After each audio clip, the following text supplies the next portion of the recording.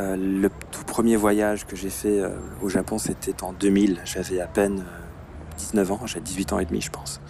Et j'avais compris tout de suite que c'était vraiment la ville maximum, une ville telle que je l'avais jamais vécue, alors que j'habitais à New York. New York semblait minuscule à côté, presque une blague. Dans ce 5e et dernier épisode de notre série consacrée aux villes de demain, nous partons à la découverte de Tokyo en compagnie de Francesco Tristano. Pianiste, compositeur mais aussi producteur, Francesco Tristano a habité dans plusieurs villes. Mais comme il le dit lui-même, il vient d'un grand village qui s'appelle le Luxembourg. Un village qui, nous a-t-il confié, lui a donné les outils pour survivre dans des habitats très différents, et notamment les grandes villes. Je suis Flora Trouillou et vous écoutez 6 pieds sur terre, le podcast de Courrier International et de l'Agence française de développement. Un podcast qui donne à entendre d'autres voix sur une planète en ébullition, la nôtre. En ébullition, mais qui n'a pas dit son dernier mot. Dans ce podcast, nous découvrons la ville de Tokyo par les références sonores de Francesco Tristano et à travers son album Tokyo Stories, une lettre d'amour à la capitale nippone.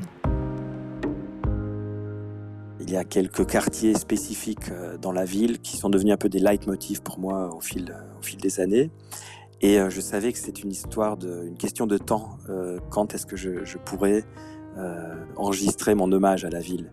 Et c'est devenu réalité donc en novembre 2018 quand je me suis trouvé en studio pour enregistrer Tokyo Stories, qui reprend un petit peu mes références de certains quartiers, de certains endroits emblématiques pour moi, pas forcément des endroits touristiques, des amis, des rencontres, des points de référence très personnels.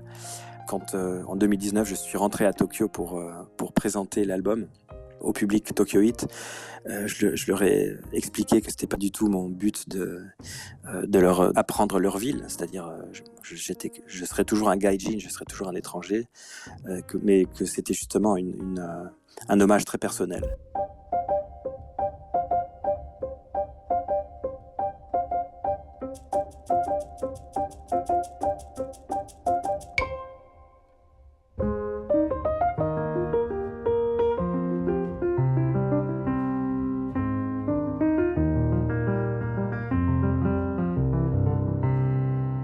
Comme disait John Cage, toutes les villes ont leur propre musique, quelque part. Et la musique qu'on fait, nous, les humains, ce n'est qu'une musique par-dessus le tapis sonore de la ville. Alors, ce que j'ai fait à Tokyo, justement, pour intégrer le tapis sonore de cette ville, c'est d'enregistrer les sons.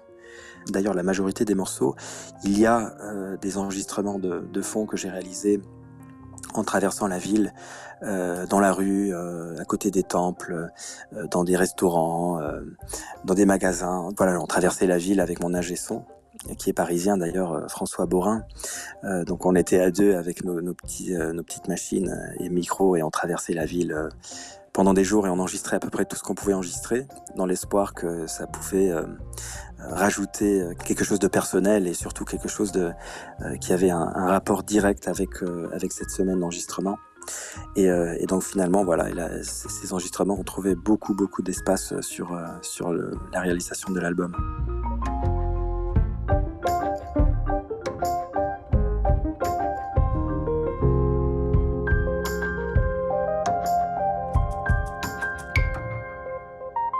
Sur la structure dans la musique et la structure dans l'architecture, il y a beaucoup de parallélismes.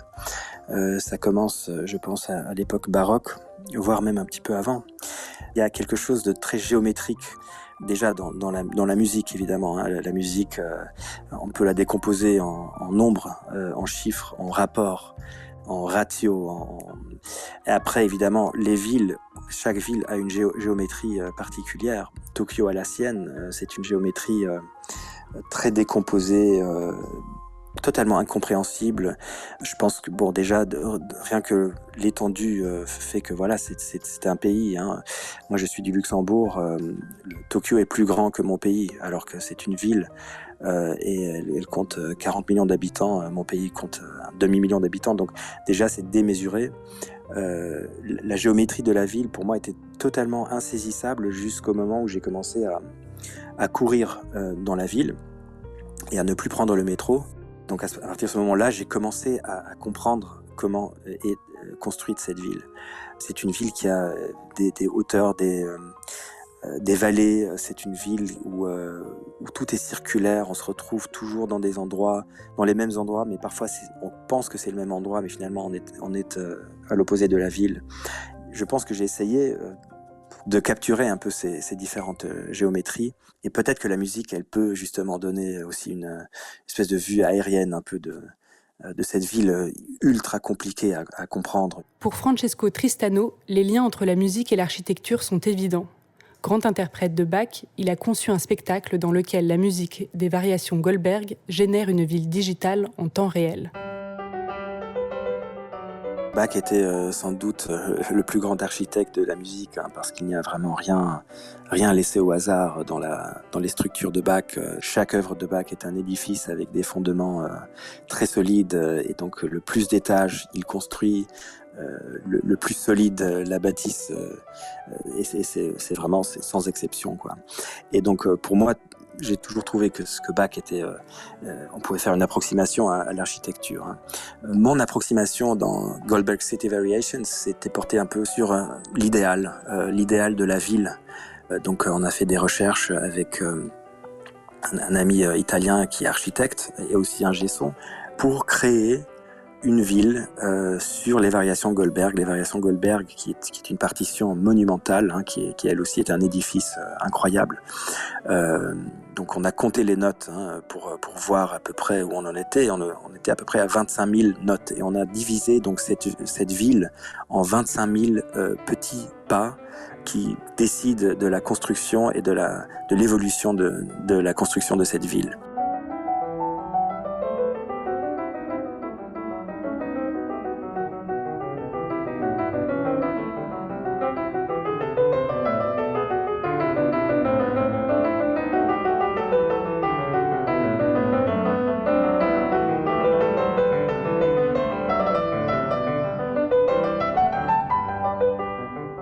Il me semble que la ville est un modèle qui est arrivé un petit peu à sa fin pendant les mois de lockdown qu'on a vécu un peu dans tout le monde. On montrait en fait la limite des villes. Certaines villes sont devenues très suffocantes, je trouve. Certaines villes sont devenues des villes vitrines où finalement le peuple n'a plus rien à faire. D'autres villes sont devenues juste trop chères, inabordables. L'urbanisme touche un peu à sa fin. Et donc malheureusement, le plan sonore touche aussi un peu à sa fin. C'est-à-dire combien de décibels peut-on tolérer en vivant dans une ville ? Combien de bruitage peut-on tolérer du matin au soir et peut-être même la nuit, hein. Mais finalement, ce qui m'intéresse maintenant, c'est plus un retour vers le silence. Le silence absolu n'existe pas. Donc le silence est toujours habité de son. Le silence est aussi une musique. Il faut habiter cette musique, il faut la vivre. Il n'y a pas besoin d'en rajouter des masses. Mais je pense que voilà, la ville a touché un petit peu à ses limites, aux limites presque du capitalisme en fait, parce que la ville est adaptée à la société de services. Mais quand les services ne fonctionnent plus, alors la ville n'a plus aucun sens. On est mieux à la campagne, on est mieux dans le silence. Et évidemment, on habite ce silence et on continue à faire de la musique. Donc, je pense que c'est une issue, on va dire, possible pour le futur.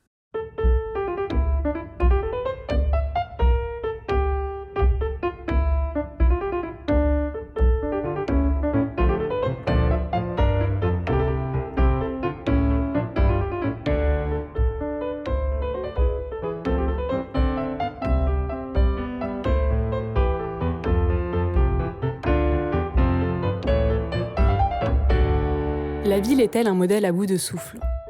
En 2050, selon l'ONU, près de 70% des êtres humains habiteront en ville. Mais pendant les confinements, avec la diminution du niveau sonore, les urbains semblent avoir redécouvert les vertus du calme et du silence. Le modèle de la ville idéale n'est plus forcément celui de la métropole, mais plutôt celui des villes moyennes, qui sont aussi plus abordables et moins denses. Des villes où l'on pourrait facilement pratiquer l'art de la contemplation et de la déambulation, comme l'a fait Francesco Tristano à Tokyo. C'est aussi dans la ville de Tokyo, en novembre 2019, qu'a démarré l'enregistrement de son dernier album, On Early Music. Il est dédié à la musique baroque. C'est un témoignage de mon amour pour ce répertoire lointain que j'aime depuis ma douce enfance. Il se trouve que le piano n'existait même pas à l'époque. Le piano est apparu beaucoup plus tard, donc c'est un amour impossible quelque part. Je ne suis ni claveciniste ni organiste, mais je l'ai réadapté pour le faire sonner au piano, et surtout je l'ai mis dans un contexte contemporain, une démarche qui est assez typique pour moi, mais qui finalement est assez inévitable, c'est-à-dire j'arrive pas à concevoir même la musique entre guillemets classique comme quelque chose d'inatteignable ou lointain. Au contraire, c'est quelque chose de très vivant.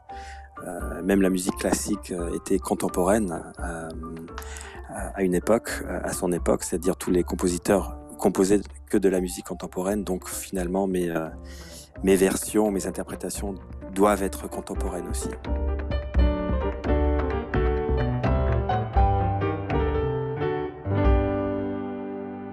Vous venez d'écouter 6 pieds sur terre, un podcast coproduit par Courrier International et l'Agence française de développement.